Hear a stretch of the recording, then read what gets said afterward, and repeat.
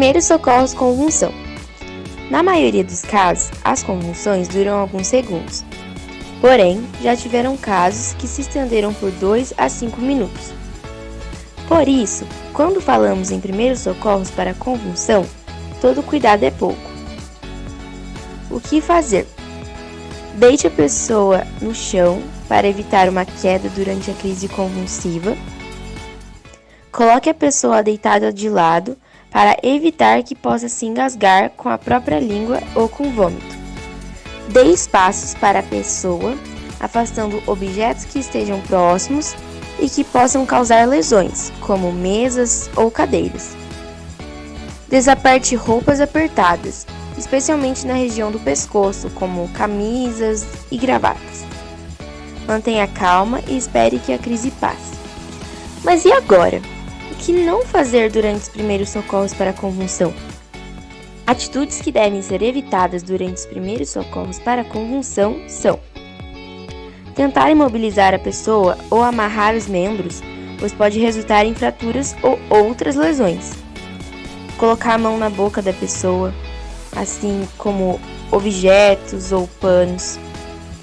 Dar de comer ou beber até que a pessoa esteja completamente alerta, mesmo que se desconfie de uma diminuição de açúcar no sangue. Socorros em caso de parada cardiorrespiratória. Verifique os sinais de respiração por meio de sons ou movimentos do tórax. Se a pessoa não respira ou sofre para respirar, deite-a de barriga para cima em uma superfície rígida. Ajoelhe-se ao lado da vítima, na altura dos ombros dela, e localize o centro do tórax entre os mamilos. Posicione os braços estendidos com os dedos entrelaçados, colocando uma mão sobre a outra, apoiando-se no centro do peito. Mantenha os braços esticados e use o peso do corpo para fazer compressões rápidas e fortes.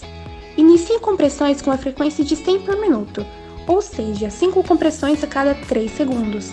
Comprimente o tórax na profundidade de no mínimo 5 cm para adultos e crianças e 4 cm para bebês. A manobra de reanimação deve continuar até a chegada do socorro ou se houver reação da vítima. Primeiros socorros em caso de fraturas. Manter o membro afetado em repouso numa posição natural e confortável. Imobilizar as articulações que ficam acima e abaixo da lesão com o uso de talas. Não havendo talas disponíveis, é possível improvisar com pedaços de papelão, revistas ou jornais dobrados, ou pedaços de madeira, que devem ser acolchoadas com panos limpos e amarrados ao redor da articulação. Nunca tentar endireitar uma fratura ou colocar um osso no lugar. Em caso de fratura exposta, deve-se cobrir o ferimento, de preferência com gaze esterilizada ou um pano limpo. Se houver um sangramento muito intenso, é necessário fazer compressão acima da região fraturada para tentar impedir a saída do sangue. Qual é o primeiro passo a ser tomado em um acidente? Em caso de acidentes, manter a calma é fundamental para tomar as decisões e ações corretas. Feito isso, sinalize bem o local para impedir que outro acidente ocorra. Dessa forma, os demais condutores da via redobrarão a atenção a fim de manter a todos seguros. Para realizar a sinalização, você pode utilizar triângulo ou galhos de árvores. Eles devem ser colocados de acordo com o limite da velocidade da via. Caso a velocidade máxima da via seja de 80 km por hora, a sinalização deve ser estendida numa distância de pelo menos 80 metros antes e após o acidente. Por fim, entre em contato com a ambulância e especifique o tipo de acidente, se há riscos de explosão e qual é o estado da vítima. Essas informações vão auxiliar muito o preparo dos paramédicos. Quais são as medidas de primeiros socorros no trânsito? Se você já seguiu os passos citados acima, é hora de entrar em ação no local do acidente.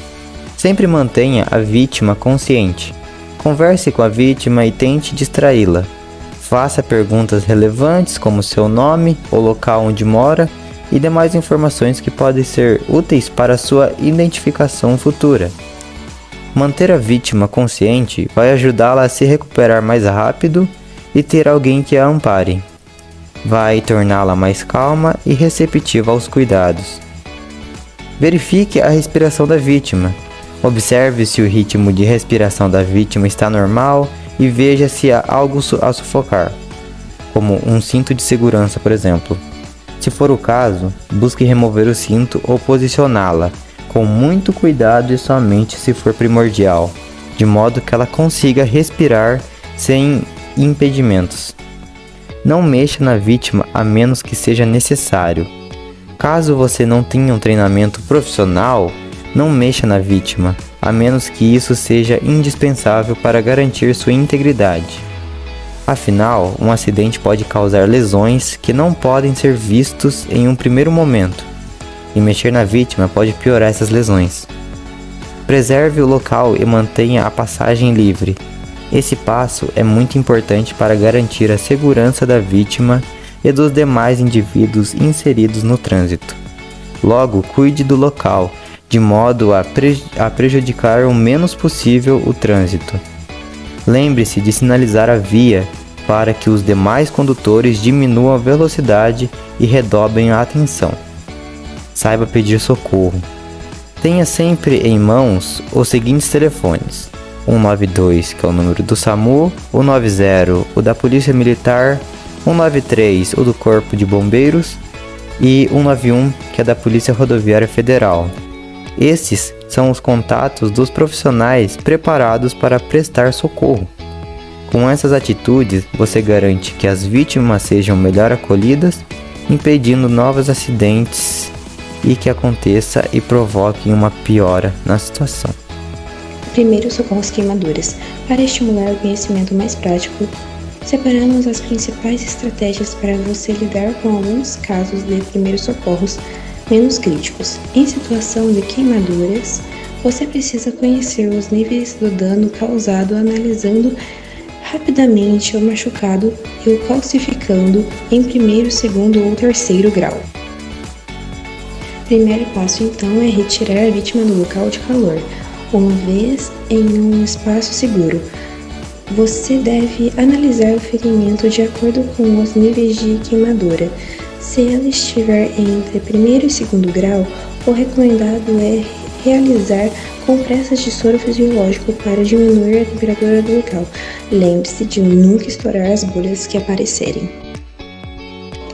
Se você perceber queimaduras graves logo após levar o acidentado a um lugar seguro, é imprescindível ligar para o serviço emergencial para o suporte necessário ocorra.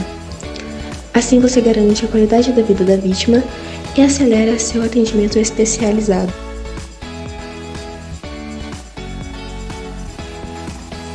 Primeira coisa, pode parecer besteira, mas não é. Fique calmo, não adianta nada você apavorar. Quando a gente está nervoso, estressado, a gente esquece coisas simples que podem ajudar aquela vítima. Então, isso é fundamental. Segunda coisa, avalie a situação, a cena onde você está segura? Porque se não estiver, você pode se tornar uma segunda vítima e ao invés de ajudar, você vai prejudicar ainda mais o trabalho do socorrista que vai chegar ali depois. Terceira coisa, gerenciar a vítima como um todo. Às vezes você vai ver uma fratura exposta e aquilo vai te chamar tanta atenção que você não vai enxergar o verdadeiro problema. Por exemplo, um paciente pode estar engasgando com sangue, com a via aérea obstruída e você não vai conseguir perceber isso porque o seu foco está todo na fratura exposta. Primeiros socorros de desmaio. O processo de primeiros socorros em desmaio é mais prático e mais fácil de realizar, visto que o risco de ter dados físicos aparentemente relativamente menor. No entanto, um dos erros mais comuns de quem está socorrendo a vítima é tentar descobrir o que causou o desmaio, buscando formas de reverter a situação a partir de sua origem. Além de prolongar o sofrimento do acidentado, essa prática também coloca em risco sua saúde. Então, o que deve ser feito? Confira algumas atitudes recomendadas para a situação de desmaio.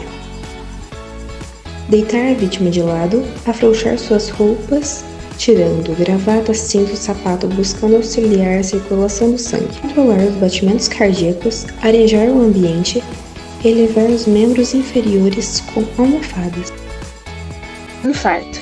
Você sabia que existem muitas sequelas que podem ocorrer em função do infarto? Pois é, as medidas de primeiros socorros em situação de parada cardíaca reduzem o desenvolvimento de efeitos colaterais.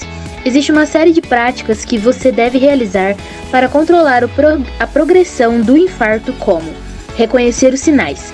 A sensação intensa e duradoura de queimação ou aperto no peito, podendo irradiar para os braços ou mandíbula, assim como enjoo, suor frio, falta de ar e palpitações.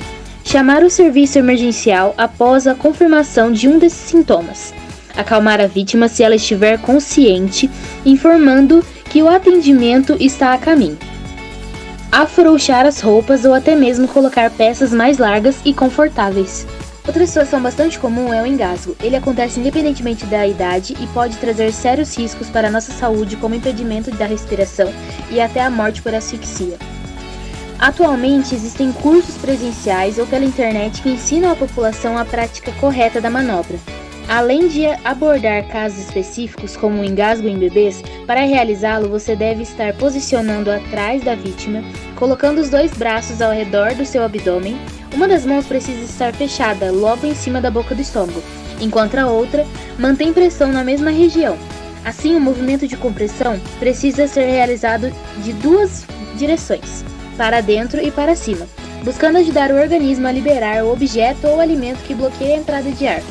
Conhecer que os primeiros socorros e suas principais práticas e noções é fundamental, não só para preservar a saúde da população, como também mandar bem no vestibular.